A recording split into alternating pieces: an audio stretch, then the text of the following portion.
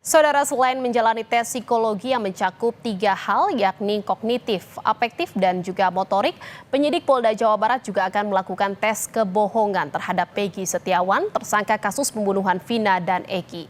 Terkait dengan tes kebohongan yang akan dijalani Peggy, kita akan bahas bersama kriminolog FISIP UI, Profesor Adrianus Meliala. Selamat malam, Prof. Selamat malam, Mbak Jehan. Selamat malam, Prof. Ini yang terbaru kemarin 2 hari, Peggy Setiawan sudah menjalani tes psikologi dan katanya hari Rabu tanggal 12 Juni ini tes kebohongan akan dilakukan juga terhadap penyidik kepada Peggy.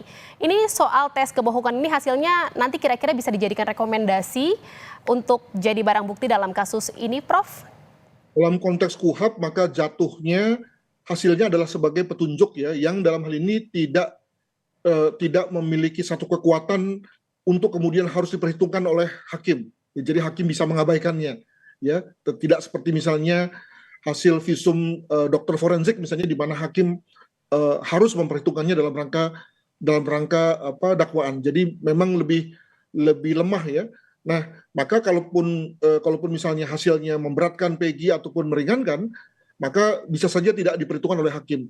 Tentu saja dari sisi kepolisian tentu mengharapkan Peggy berbohong gitu ya.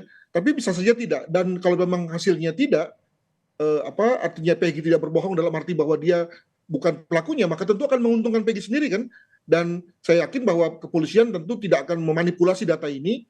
Ya, jadi misalnya datanya mengatakan tidak padahal iya atau iya padahal tidak, tentu polisi tidak akan berani sampai sejauh itu. Dan maka lalu bisa kemudian sampai pada putusan jika kemudian nanti pada saat yang lain juga polisi kekurangan alat bukti yang lain ya, misalnya nanti dalam rangka gelar perkara khusus menghasilkan satu putusan yakni melakukan penangguhan terhadap sebelum kemudian dilakukan SP3 terkait dengan kasus Peggy ini. Bisa saja begitu. Ini menarik, Prof. Tadi Anda sampaikan bahwa memang kalau ternyata tes kebohongannya ini hasilnya adalah Peggy jujur tidak terlibat dalam kasus ini. Apakah bisa berpotensi ini Peggy dibebaskan dan tidak dibatalkan gitu statusnya sebagai tersangka dalam kasus pembunuhan Vina dan Eki? Tentu istilahnya bukan dibebaskan ya, tapi ditangguhkan dan kemudian lalu dilanjutkan dengan SP3. Tetapi tentu saja tidak, saya rasanya sih tidak karena soal tes kebohongan saja, tapi juga misalnya kalau terkait dengan hal yang dialami oleh Peggy kemarin, yakni asesmen psikologi ya, maka kalau misalnya tidak ada indikasi-indikasi bahwa Peggy itu memiliki misalnya sebagai contoh pribadi yang meledak-ledak, berkecenderungan temperamental, demikian juga sadis, demikian juga bohong dan seterusnya, dengan kata lain segala hal yang baik ada padanya misalnya, ditambah lagi dengan tidak adanya fakta-fakta keras seperti misalnya DNA, sidik jari atau CCTV, ditambah lagi dengan banyaknya kesaksian yang meringankan yang bersangkutan, yang dalam hal ini kelihatannya juga sudah diambil oleh kepolisian, maka tentu overall ya semua itu lalu menjadikan polisi yakin bahwa ini perlu ada semacam arah baru dalam rangka penyidikan, maka khusus pada konteks Peggy ini kemudian ditangguhkan dan kemudian di SP3. Tentu kasusnya masih tetap terbuka, tapi paling nggak bagi Peggy sendiri kemudian lalu bisa kemudian lalu di-exclude lah sebagai orang yang ditersangkakan. Demikian. Jadi yang paling dekat ini bukan langsung dibebaskan gitu ya, Prof, tapi ditangguhkan terlebih dahulu kasusnya. Jika memang tes kebohongan ini nanti menyebut Peggy ini jujur dan tidak terlibat dalam kasus ini. Makanya menurut saya masyarakat itu harus diajak untuk berpikir positif ya, bahwa tentu sebagai kepolisian dalam rangka mengumpulkan alat bukti itu polisi terbuka. Kemarin misalnya saya dengar polisi mengadakan atau membuka hotline.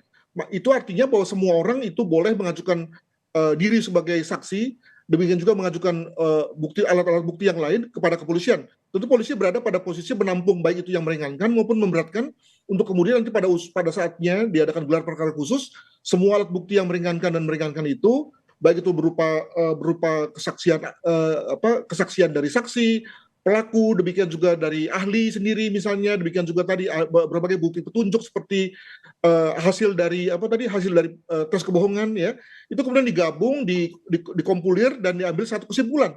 Nah, dan saya yakin bahwa polisi akan fair ya. Kenapa fair? Karena kalau misalnya polisi hanya melihat pada yang berat-berat saja gitu ya, tentu akan ditolak oleh jaksa. Demikian juga tentu akan ditolak oleh pengadilan. Maka daripada kemudian berat di pengadilan, maka lebih bagus misalnya polisi akan menangguhkan saja begitu. Jadi menurut saya disitulah lalu kemudian ajangnya. Nggak usah kita kemudian mendengar misalnya ada saksi yang ngomong di luar sana gitu ya, mengenai bahwa saya melihat ini tidak melihat itu. selalu harus bawa ke proses peradilan. Jadi nggak ada guna bagi yang bersangkutan Artinya, ngomong. Prof, artinya tes kebohongan ini efektif ya, Prof, ya, dalam pengungkapan kasus ini? Tidak begitu, tapi paling nggak itu adalah proses yang benar harusnya dijalani oleh semua orang yang ditersangkakan oleh kepolisian. Di mana kemudian kepolisian dalam rangka mengumpulkan alat bukti itu merasa perlu untuk melakukan tes kebohongan, maka lakukan. Demikian juga pihak-pihak lain yang merasa punya bukti, datang ke polisi dan minta Apa diperiksa. sebenarnya, Prof, yang membuat ini tes kebohongan ini perlu dilakukan dalam suatu perkara atau penanganan kasus? Karena kan kita lihat juga kemarin Peggy 2 hari gitu ya menjalankan tes psikologi dilanjutkan dengan tes kebohongan ini sebenarnya apa saja sih poin-poinnya kenapa harus akhirnya dijalankan lagi tes kebohongan, terus kemarin juga ada tes psikologi terhadap Peggy? Saya kira lebih kepada melengkapi ya, setelah polisi punya berbagai alat bukti yang lain ya. Kenapa demikian? Karena sebetulnya sebaiknya memang tes kebohongan tidak dijadikan sebagai metode andalan. Mengingat ada hal-hal kontroversial yang terkait dengan metode ini ya. Metode ini misalnya ambigu dari sisi penggunaan, ambigu dari sisi interpretasi atas hasil ya, sehingga lalu kemudian bisa menimbulkan debat.